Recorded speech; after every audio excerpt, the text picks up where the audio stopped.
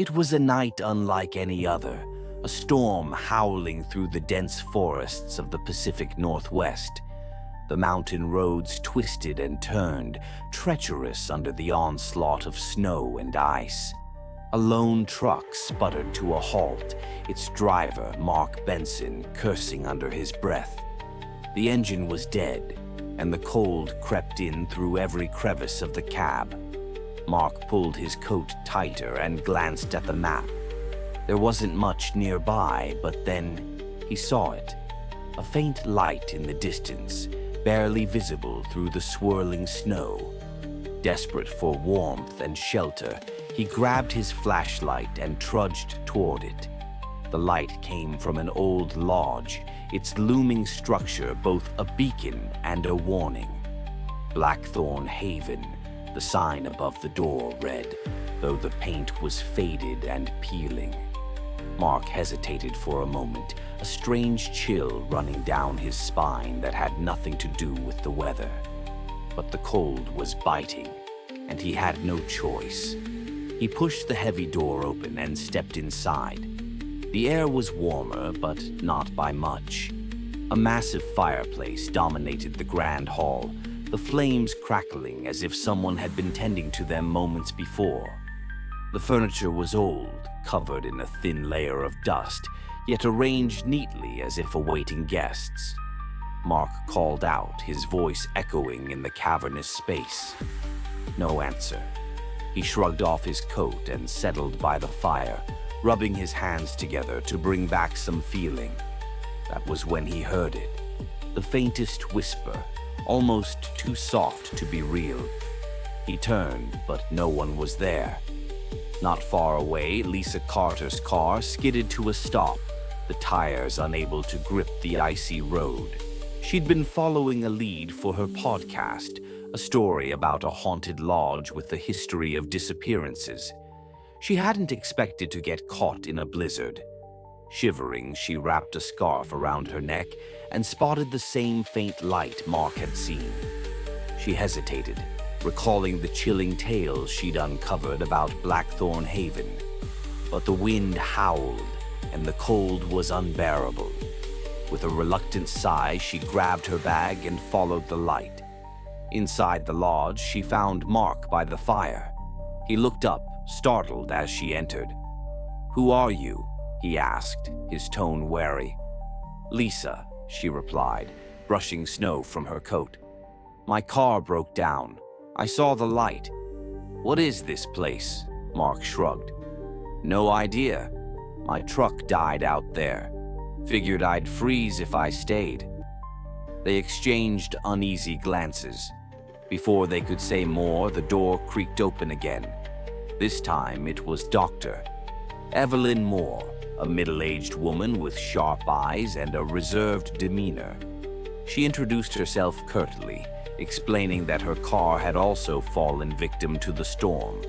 Behind her came a young couple, Ben and Mia Turner, their tension palpable even as they clung to each other for warmth. Lastly, a teenager named Eli stumbled in, his face pale and eyes wide with something deeper than just the cold.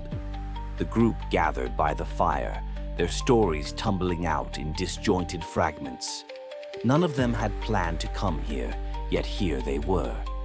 The lodge seemed to have a strange pull, an unspoken invitation that none of them could resist. As the storm raged on outside, they had no choice but to stay. Hours passed and the unease grew. The lodge was too quiet, the kind of quiet that presses against your eardrums and makes your skin crawl. Lisa wandered into an adjoining room, her curiosity overriding her fear. She found a library filled with dusty books and a ledger on the desk. The pages were brittle, the ink faded, but she could make out names. Some were crossed out violently, with the word "guilty" scrawled beside them. Her stomach churned, but she couldn't look away. She flipped through the pages until she saw a name she recognized, her sister's. The room seemed to tilt, the walls closing in. She stumbled back into the grand hall, her face ashen. Meanwhile, Mark and Ben explored the wine cellar. It was dank and cold, the smell of mildew thick in the air. Mark's flashlight flickered as they descended the creaking stairs. At the bottom, they found rows of dusty bottles and a strange mirror leaning against the wall. Ben approached it, his breath fogging the glass. His reflection stared back, but something was off. The eyes were wrong, darker, almost predatory. He recoiled as the mirror's surface rippled like water.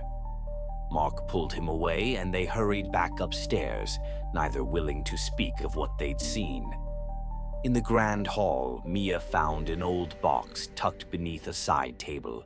Inside were letters, their edges yellowed with age. One caught her eye. The handwriting was eerily familiar, and as she read the words, her hands began to tremble.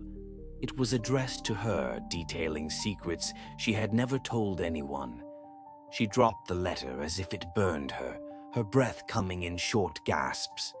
Evelyn stayed by the fire, her eyes darting to Eli, who sat muttering to himself.